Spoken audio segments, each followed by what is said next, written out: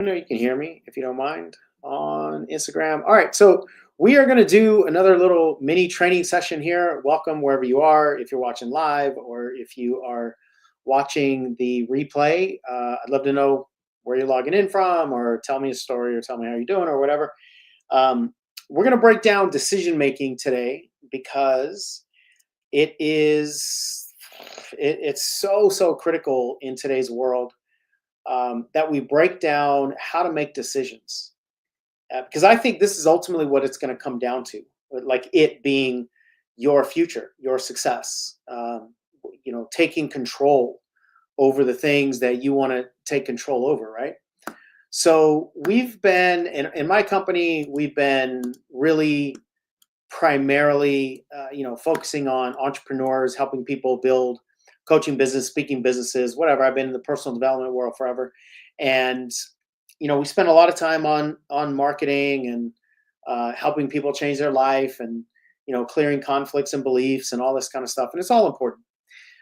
What I've been landing on lately, as we just dissect all this internally, is that we're just not making very good decisions, like as a society. And what I mean by that is, individually, we've been through the ringer so much that we're making drunk decisions. And I mean that metaphorically. We're making drunk decisions, and what we need to do is make sober decisions. But it's easy to say that. It's not as easy to actually break it down and do the things that we each individually need to do to make these sober decisions. And what I'm using as a sober decision is something that's actually going to be best for you long term, right? Something that's going to lead you to wherever it is you ultimately want to go, versus short term, dopamine driven decisions that actually are just going to keep us like spinning the wheels, right? And let me say two things right out of the gate. Number one, I'm breaking down decisions, especially in today's world, 2025 and beyond, in a webinar on Thursday. You can go to bit.ly/decisions 2025. I'll type it in here. Decisions 2025 for a webinar that I'll be doing on Thursday. So if you're interested in this, I'm going to break it down at a much deeper level. The second thing, I forget what the second. Oh, the second thing is, I please forgive any technical errors I make if I talk about dopamine in the wrong way or serotonin in the wrong way or whatever. I mean, feel free to put whatever comments you have and correct me, but I want you to just catch the intention of what I'm talking about. So let's talk about where we are in 2025. In 2025, we live in a world where we are hyper attacked on a daily basis with marketing messages, with viral videos. The algorithms are chasing us everywhere. We have a conversation with somebody, and our phone is listening, and next thing you know, you open up Instagram and you got an ad for the thing you were talking about, not even making any kind of search behavior about, right? So we're being chased all the time. And I think what's really critical for us to understand is that this is a neurological development for us, meaning we are neurologically, distractions on steroids. We are neurologically addicted to a lot of things. We are neurologically driven into a lot of different patterns, a lot of different behaviors. So this isn't just like a motivation thing, that if you're motivated, or if you're smart, or if you are committed or anything like that, you're just going to be able to overpower your neurological addictions. It's not how this works.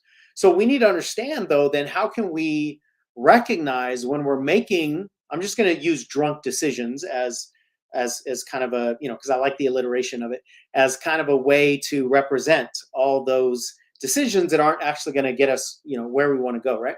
So how do we recognize when we're making drunk decisions, and as best we possibly can, make more sober decisions, like make more decisions that are going to be aligned with us? I'm not going to talk too deep about alignment right now, just because I don't have the time, and I want to speak, primarily on dopamine here. But alignment is a major thing, and I'm going to break that down even more on the webinar on Thursday. But one of the reasons that most of us don't make aligned decisions is because we don't know exactly what we want and we don't know who we are. So if we don't know who we are and we don't know what we want, we cannot make aligned decisions, and then we're just going to chase any old sales pitch. Like anybody that is slick with their sales tactics, they can sell us anything, because we actually can't tell in a sober way whether it's aligned for us or not. And the last four plus years of COVID has taken all of this that I'm talking about and exaggerated it to a level that I don't think most of us can actually comprehend. I think most of us are hyper intellectually confused and attacked constantly, and a lot of us are actually somatically traumatized. Right, our bodies have been through so much. We've made a bunch of poor decisions in the past. I put that in quotes around our choices, personal development or relationships or whatever. But specifically in the context of entrepreneurship, we made a lot of choices that didn't turn out the way we wanted to. We bought a lot of programs. Everything went online during COVID. That means all the sharks went online, and we have been through this undertow of, I think, extreme disorientation over the last several years. So all of that is feeding into where most of us are in terms of our behavior patterns, our consumption patterns. How do we consume the content? How do we make our decisions, etc.?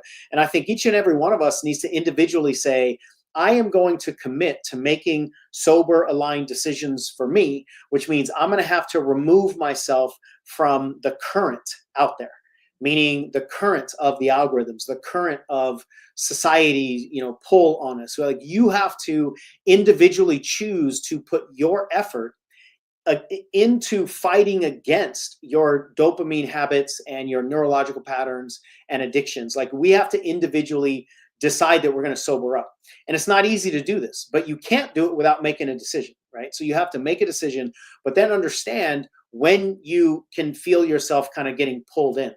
And so just a minute or two on dopamine. Again, this might be where I kind of mislabel certain things or whatever, but my understanding of dopamine is it excites us into taking action. That's essentially what it is. I know a lot of people have been talking about dopamine lately, and the social media companies primarily are trying to get us addicted, our attention addicted to their platforms, so they can sell our attention to the influencers or to the ad companies, right? Primarily the ads by big companies, right? So they're buying our attention, which means the bigger platforms are doing everything they can to get us neurologically addicted to their platforms.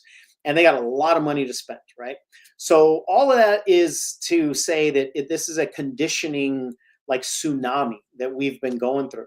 And what it has done for nearly all of us is it's caused us to allow dopamine to make a lot of our decisions. So we watch a video, and if we get immediately excited by that video, whether it's good excitement or bad excitement, we're more likely to act upon that video. We're more likely to click a link and buy something. We're more likely to spread the word. We're more likely to share it. We're more likely to comment, right? When we are in a heightened state of activation, we're more likely to take action, right? And primarily that is this dopamine drive that so many of us are under the influence of, right? Whereas the opposite, maybe not the opposite, but the other kind of drive is just more long-term drive, and I'm pretty sure that's the serotonin in us. And a good analogy is kind of like if you want to take action toward, let's say you want a relationship, and you're online looking for what are some good pickup lines. Let's just say that what you need to know about yourself, and what I would ask you if you were asking me that question is, well, what are you looking for? Are you looking for a one-night stand, or are you looking for a marriage? Because if you're looking for a marriage, that is more serotonin. That's long-term. That's based on foundation. That's based on values. You want something that's going to last. Whereas, a one-night stand is short-term, obviously, right? So you need to know what it is you ultimately want to then decide what decisions you should make and what information you should consume, and then what things you should buy into, either conceptually or financially, right? So the difference between like dopamine drive and serotonin drive is gigantic. And you just have to understand that the things that elicit serotonin are not going to feel as exciting as the things that elicit dopamine, meaning long-term happiness is not going to be as exciting as immediate short-term pleasure. And so a lot of us are making our decisions based on immediate short-term pleasure, and then long-term, they're not working out. Well, they're not working out because we used a different set of faculty in our brains to make the choices. And according to the lenses that we were looking through, we didn't make the right choice because we were more focused on immediate pleasure. And pleasure doesn't always necessarily mean like good pleasure, right? It could be you get irritated by something, you get really angry about something, and you find pleasure in attacking with it, right? That's a form of kind of dark pleasure, but it is pleasure in the moment, right? Because you're acting on it, and it's because we're driven in this moment to actually do something, right? So that's one of the things about dopamine that I think is really important for us to understand is it causes us to do things. It causes us to take action. Whereas serotonin doesn't necessarily cause us to take that immediate sensationalized action. It can cause us to take action for sure, but it's more like long-term vision, right? And because we're so driven in today's social media world, especially in today's internet world, with these short-term pleasure-driven actions, quite often they just don't work out long-term. But then here's the thing that's like the ultimate the ultimate like wound here, the ultimate pain point, the ultimate problem is that because, and let me know if this lands for any of you, because you've made a lot of these decisions and they didn't work out, then what happens is we stop trusting ourselves. And when we stop trusting ourselves, then it throws everything I'm talking about like out of whack, and it starts spinning it in the wrong direction and increasing its pull, its drive, its cyclical motion. And so what I mean by that is if you are holding on to shame around a lot of the decisions that you made, you're actually more likely to make wrong decisions going forward, misaligned decisions, because you're making those decisions based on the shame that's telling you better not make any wrong decisions ever again. And because you're so afraid of making wrong decisions, you'll fall for fake right decisions. And I say it's fake because it's pulling you in with like, you're drunk, you're bleeding, you're not making sober long-term decisions. It's like you're making rebound decisions because you don't want to screw up again. And that pressure that we put on ourselves more often than not guarantees we're going to make more wrong decisions because we're just being fueled by the fear of making the wrong choices and the pressure and all that internal game is it's devastating. I mean, it is devastating for a lot of people. So the solution here is that we got to slow that process down, and we need to understand what are our triggers to make decisions. We need to recognize when we're getting a little drunk, metaphorically and energetically and chemically, and then we got to sober ourselves up. And we need to check in and just make sure that we're using the right faculty for long-term decisions. But one of the things that I think we also need to understand about the algorithms is that the algorithms are designed to get us to keep taking similar actions, right? So you watch one video about a certain topic, and then YouTube tells you that you should watch this other video about that same topic, or another video about a similar topic, or a different topic, but by the same creator, the same channel, because you're already leaning in that direction. So once you're leaning in a certain direction, it's easier to just keep going. It's easier to keep taking steps when you're already leaning, right? And then pretty soon we're like, oh my goodness, I just spent 90 minutes watching a bunch of videos and I didn't have this time, but it's just easier to take one more step and then one more step and one more step. Just like taking, one drink and then another drink and then another drink. They add up over time and eventually you're drunk, right? You don't just get drunk immediately by taking, one shot of alcohol or one cocktail or whatever. It's a process, right? So here's the final thing I want to talk to you about in this little mini training. And again, I'm doing a webinar on Thursday that's breaking this down at a much deeper level. You can go to bit.ly/decisions2025 to register for that one. It's free. The two things that in my mind are what you want to pay attention to in order to kind of sober yourself up is to check in with yourself and see if you're making a fear decision or a fantasy decision, right? Is the decision that you're about to make, is it based on some kind of fear solution or a fantasy solution? A fear solution is a solution that's telling you you don't have to worry about your fears because this particular solution, this product, this person, this secret sauce of whatever is going to help you avoid the thing that you're afraid of. So for instance, in the personal development world, in the sales world, in the coaching world, in the speaking world, we hear all the time, like, here's how to get everybody to say yes without ever hearing no's, or how to overcome all the objections, right? That is speaking to your fear of rejection. And this program, this magic cure, is telling you, if you buy my thing, you're going to be able to avoid your fear. Those are almost all the time, and I very rarely use universals because universals are always wrong. But I can't think of a time when when a claim like that is actually true. But it appeals to us because we always want to avoid our fears. So if somebody says, that fear that you have, if you do my thing, then you won't touch that fear. That's really exciting to our brains because there's something deep behind that fear, right? So that's a fear solution that causes us to salivate a little bit, like, oh, really? I can avoid all the no's. I can avoid, ever hearing any kind of objections and all that sort of stuff. And I can just, just shortcut my way around that and get where I want to go. Yeah, that sounds amazing. And then it never works out, because that's actually not the way anything works, right? Or another thing could be, like a fantasy solution could be, this year you can you can get rid of your gym membership and you can eat more cake and lose weight, because I'm going to tell you how to do those things. You're like, really? I don't have to go to the gym. I can eat more cake. Like, that's a fantasy solution, right? And if that does work out, it's probably not going to be healthy for you anyway. Like, are there ways for you to eat a lot of cake and stop exercising and probably lose weight? Yeah, but probably not good for you. But the brain goes, that sounds amazing. But it's your fantasy. It's a delusion. It's the fantasy that goes, I want to avoid the things that I know are what I actually need to do, but I still can get to get to the outcome. So if you can catch yourself and go, wait, what's being triggered inside of me right now is either a fear or a fantasy, a fear avoidance or a fantasy delusion, then you can take a step back and go, it's probably not going to work out, because the only answer is always going to be hard work. Like, that's always going to be the answer, especially if you want to change your life to any degree. The only real solution is going to be real work on you.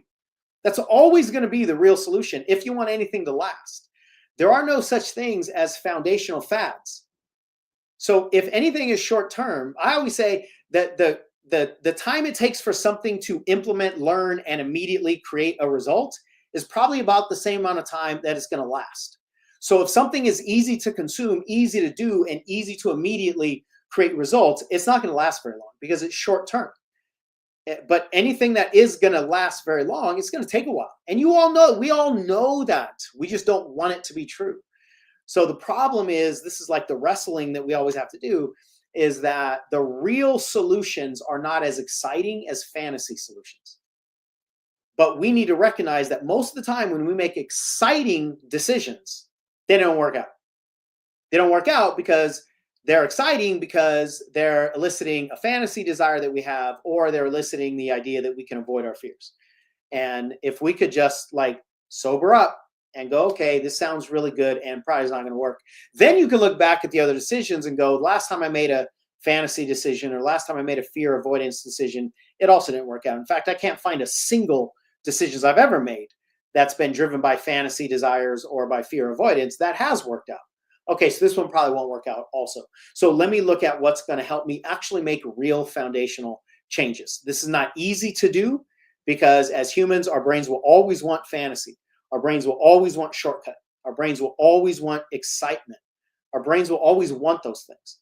But most of the time, making those kinds of inebriated choices are not going to get us where we want to go, because they're not building the muscles that we need to build in order to create the success that we actually want, rather than just have the success delivered to us, on Amazon Prime. So I'm going to stop there. If there's anything that you have that you want to say, you want to add to the conversation, ask anything, please do. For those of you that want to dive deeper on Thursday, I should probably tell you the time, which means I should probably know the time. And that means I need to check what time we're doing this on Thursday. So on Thursday, we are doing this webinar at 5 o'clock my time, 5 p.m. Pacific time, 8 p.m. Eastern time. we're going to dive much, much deeper into decision making, which I think is super critical for each of us individually to make the changes that that we all want to make. So I hope to see you there. Engage with whatever you want to say about this particular topic, and I'll see you on another little mini training session like this. Take care, everyone.